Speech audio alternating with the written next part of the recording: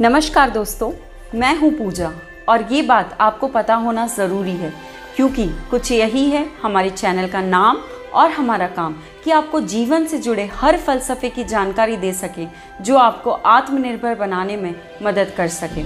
Health से लेकर education तक, एंटरटेनमेंट से लेकर फैशन तक हर मुद्दे की जानकारी आपको होगी और इसी जानकारी को बढ़ाने के लिए आपको पता होना ज़रूरी है कि आपको हमारे चैनल को सब्सक्राइब करना है और दिए गए बेल आइकन को प्रेस करना मत भूलिए ताकि आपको हमारे लेटेस्ट वीडियो की जानकारी समय पर मिल सके।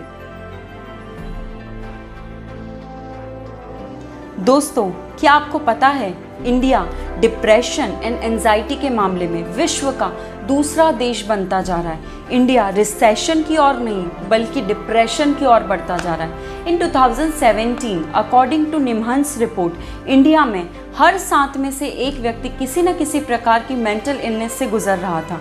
वहीं WHO यानी कि वर्ल्ड हेल्थ ऑर्गेनाइजेशन के अकॉर्डिंग इन 2017 इंडिया को वर्ल्ड की मोस्ट डिप्रेसिंग कंट्री का लेबल दिया गया था। 2020 यानी कि इन करंट सिचुएशन यही मेंटल इलनेस की प्रॉब्लम और भी ज़्यादा चिंताजनक हो गई है और इनका रीज़न है कोविड-19, बेरोजगारी, मंदी और सबसे ऊपर सुशांत सिंह राजपूत केस।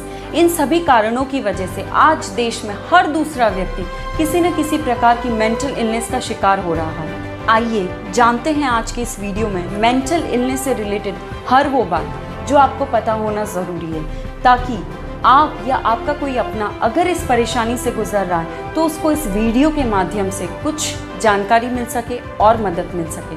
पर मेंटल इलनेस पे बात करने से पहले एक बात मैं आपको क्लियर कर देना चाहती हूँ कि कोई भी व्यक्ति जो मेंटल इलनेस से गुजर रहा है वो पागल नहीं है, वो डिप्रेस नहीं है। इसी चीज़ को समझने के लिए मेंटल इलनेस को 2 पार्ट्स में डिवाइड किया गया है। First is severe mental illness.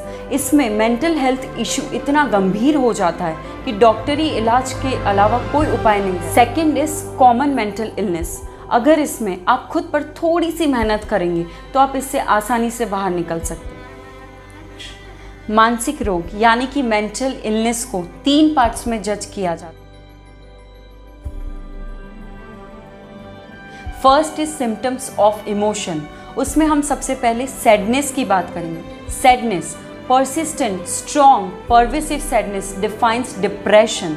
Persistent मतलब किसी भी तरीके का माहौल हो, कितना भी खुशनुमा माहौल हो, इंसान में एक अजीब तरीके की उदासी हमेशा बनी है। परवेसिव यानी कि तेजी से फैलना, उस इंसान के अंदर उदासी या सैडनेस इतनी तेज़ी से फैल रही है कि वो किसी भी डोमेन में काम कर रहा है, लाइक उसका एजुकेशन, उसका जॉब, खेलना कूदना, नाचना गाना, यहाँ तक कि मूवीज़ देखने तक में भी उसमें एक उदासी बनी हुई है। कोई व्यक्ति है जिसका मन कई हफ्तों तक या कई महीनों तक हद से ज़्यादा उदास बना हुआ है या हद से ज़्यादा खुश है, ऐसे लोग मैनिक डिप्रेशन यानी कि बाइपोलर डिसऑर्डर के शिकार माने जाते हैं। इंडिया में 100 में से एक व्यक्ति उसके जीवन में कभी ना कभी किसी मोड़ पर बाइपोलर डिसऑर्डर का शिकार होता है और इसकी शुरुआत होती है 14 से 19 ईयर्स के एज के बीच में।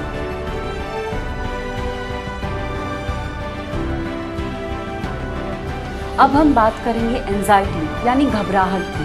हद से ज़्यादा घबराना या बेवजह घबराना या किसी बात पर हद से ज़्यादा सोचना। जैसे कि अगर आप एक इंटरव्यू देने जा रहे हैं और घबरा रहे हैं कि अगर मेरा सिलेक्शन नहीं हुआ या मैं फेल हो गया या उनको मेरी पर्सनैलिटी अच्छी नहीं लगी या फिर उनको मेरी बात अच्छी नहीं लगी, यही बात सोचकर कई लोग एक अच्छी खासी जॉब गंवा देते हैं।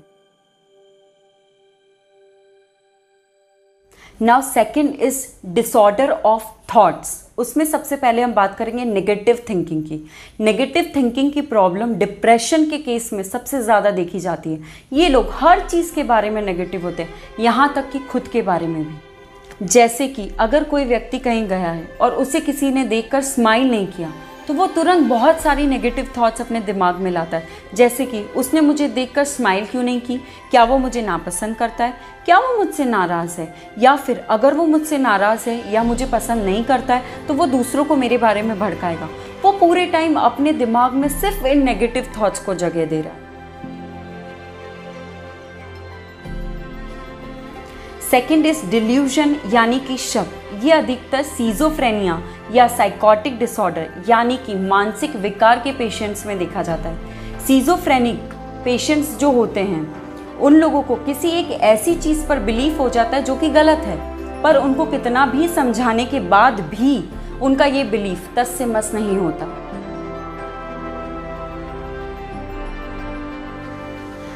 नेक्स्ट हम बात करेंगे डिसऑर्डर ऑफ परसेप्शन। जिन लोगों को हेल्यूसिनेशन या डिस्टर्ब थॉट प्रोसेस का प्रॉब्लम होता है उन लोगों को भी सीजोफ्रेनिया या मानसिक विकार का ही पेशेंट माना जाता है। ऐसे लोगों को कुछ ऐसी बातें दिखाई या सुनाई देती हैं जो रियलिटी में मौजूद नहीं हैं। ये सिर्फ और सिर्फ उनका एक भ्रम है। इसके अलावा और भी कई प्रकार के मानसिक रोग देखे गए हैं, जैसे कि डिमेंशिया, पागलपन। डिमेंशिया को जनरली लोग भूलने की बीमारी के नाम से जानते हैं। जो लोग डिमेंशिया के शिकार होते हैं उनकी मानसिक और शारीरिक क्षमता कम होती जाती है। उन्हें रोज़ाना के काम करने में भी दिक्कत आने लगती है। साथ ही साथ उन्हें भाषा समझने में, किसी की इमोशन समझने में और किसी की पर्सनैलिटी को जज करने में भी कई प्रॉब्लम आती है।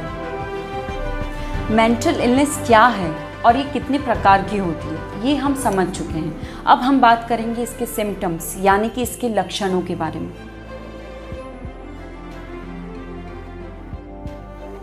मेंटल इलनेस क्या है और कितने प्रकार की होती है ये हम जान चुके हैं। आइए अब हम जानते हैं इसके लक्षणों के बारे में। क्या क्या होते हैं मेंटल इलनेस के सिम्टम्स। पहला, हर समय किसी न किसी प्रकार की उदासी रहना, 24/7 सैडनेस। सेकंड इस किसी भी चीज़ में इंटरेस्ट का ख़त्म हो जाना। थर्ड, किसी न किसी प्रकार का गिल्ट अपने अंदर रखना, या तो खुद को बार बार कोसना या दूसरों को कोसना। फोर्थ, शारीरिक कमजोरी का महसूस होना, किसी न किसी प्रकार से हर समय थका थका सा महसूस करना। फिफ्थ, कंसंट्रेशन का ख़त्म हो जाना। सिक्स्थ, भूख में बदलाव, या तो बहुत ज़्यादा भूख लगना या बहुत कम भूख लगना। सेवेंथ, नींद में दिक्कत आना, लेट नाइट सोना, नींद नहीं आना या फिर नींद आने पर बार बार खुल जाना। एंड द लास्ट, अपने आप को नुकसान पहुंचाने का विचार आना। डिप्रेशन के चांसेस फीमेल्स में मेल्स के कंपैरिजन में 2 गुना ज़्यादा होते हैं और इसके कई कारण हैं। पहला, hormonal imbalance.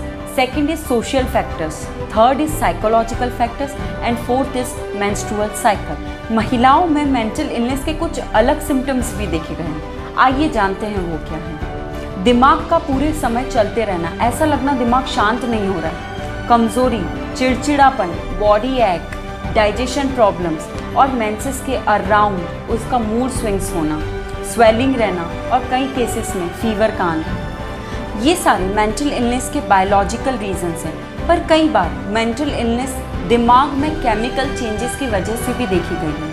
Serotonin, dopamine and norepinephrine, ये कुछ ऐसे दिमागी केमिकल्स हैं इसमें एबनॉर्मलिटीज़ की वजह से आप मेंटल इलनेस का शिकार हो सकते हैं। इन केसेस में आपको डॉक्टर की दवाई का सहारा लेना ज़रूरी हो जाता है। सेरोटोनिन केमिकल आपके दिमाग में mood, depression, anxiety, sleep, appetite, temperature etcetera functions को कंट्रोल करता है। डोपामाइन इज़ अ न्यूरोट्रांसमीटर जो बिहेवियर को समझने में मदद करता है, जैसे sleep, mood, focus, attention, immune health and pleasurable rewards. Norepinephrine provides you accurate assessment of danger and stressful situation, यानी कि dangerous and stressful situation में सोची समझी राय बनाने में आपकी मदद करता है। आइए अब जानते हैं इनके सॉल्यूशंस के बारे में। पहला है मेडिटेशन। मेडिटेशन आंख बंद करके योगा पोज में बैठने से नहीं होता। किसी चीज़ को कंसंट्रेशन से देखना भी एक प्रकार का मेडिटेशन है, क्योंकि मेडिटेशन का मतलब ही है किसी एक दिशा में ध्यान केंद्रित करना। अब ये आप पर डिपेंड करता है कि आप इसे खुली आंखों से करना चाहते हैं या बंद आंखों से। Second is sound sleep. अच्छी नींद सोना बहुत ज़रूरी है, इसीलिए सोने से पहले मेडिटेशन करें। खाना खाने के तुरंत बाद बिल्कुल ना सोएं। जिस रूम में आप सो रहे हैं वहाँ या तो एक दिया या अरोमा कैंडल जलाएं। सोने से पहले नहाने से भी बहुत अच्छी नींद आती है। ऐसे ही कुछ और फ़ायदेमंद सुझाव जानने के लिए हमारा अगला वीडियो देखना ना भूलें, जो है स्लीप डिसऑर्डर पर आधारित। नेक्स्ट इज कुछ भी गलत सोचने से पहले खुद को क्रॉस क्वेश्चन कर लें। एक्सरसाइज करें, उससे पॉजिटिविटी आती है। दूसरों से खुलकर बात करें बिना किसी नेगेटिव थिंकिंग के। डॉक्टर की सलाह लें। दूसरे आपके बारे में क्या सोच रहे हैं उसकी चिंता करना छोड़ दीजिए। ओवर थिंकिंग, नेगेटिव थिंकिंग से बचें। पॉजिटिव कामों में अपना मन लगाएं। खाना अच्छा खाइए, क्योंकि खाना सिर्फ आपके शरीर पर नहीं आपकी सोच पर भी असर डालता है। इन सॉल्यूशंस के अलावा हम आपको एक बात और बताना चाहते हैं जो कि बहुत ज़रूरी है। इंडिया में मेंटल इलनेस से गुजरने वाले लोगों को 3 स्टेजेस पर स्ट्रगल करना होता है। पहला, उन्हें खुद यकीन करने में दिक्कत होती है कि वो किसी न किसी मेंटल इलनेस का शिकार हो रहे हैं। दूसरा, अगर वो खुद यकीन कर भी लें तो उन्हें परिवार को समझाने में दिक्कत होती है, क्योंकि परिवारों का यह रवैया होता है कि मेरा बच्चा पागल नहीं हो सकता। क्यों? क्योंकि उन्हें खुद मेंटल इलनेस के बारे में पूरी जानकारी नहीं है। तीसरा, अगर परिवार मान भी जाए तो कई लोगों को डॉक्टर्स के साथ भी कई चैलेंजेस फेस करने पड़ते हैं। इसीलिए सोशल लेवल पर भी मेंटल इलनेस के बारे में अवेयरनेस होना बहुत ज़रूरी है। जैसे स्कूल्स में मेंटल इलनेस के बारे में पढ़ाया जाना या बताया जाना ज़रूरी है। सेकंड, फॉरेन कंट्रीज़ की तरह इंडिया में भी एक साइकेट्रिक कंसल्टेंसी का डिपार्टमेंट होना चाहिए, जहां पर consultants students and office going staff को स्ट्रेस मैनेजमेंट के बारे में बताएं एंड उनकी हेल्प करें। Third, mediclaim facility mental illness के इलाज के लिए उपलब्ध होनी चाहिए, क्योंकि मेंटल इलनेस का इलाज बहुत महंगा होता है। फोर्थ, मेंटल हेल्थ अवेयरनेस पर भी गवर्नमेंट को ध्यान देना चाहिए और स्वच्छ भारत अभियान जैसी कोई मुहिम चलानी चाहिए। लास्ट, उन संस्थानों को बढ़ावा देना चाहिए जो मेंटल हेल्थ के पेशेंट्स के साथ डील कर रहे हैं और किसी न किसी प्रकार से सोशल अवेयरनेस में हेल्प कर रहे हैं। तो आज के हमारे इस वीडियो में हमने जाना मेंटल इलनेस के बारे में। अगर आपको हमारा ये वीडियो अच्छा लगा हो तो प्लीज़ लाइक करें, शेयर करें और आगे भी ऐसे ही कुछ इंटरेस्टिंग वीडियोस देखने के लिए हमारे चैनल को सब्सक्राइब करना ना भूलें। Thank you so much.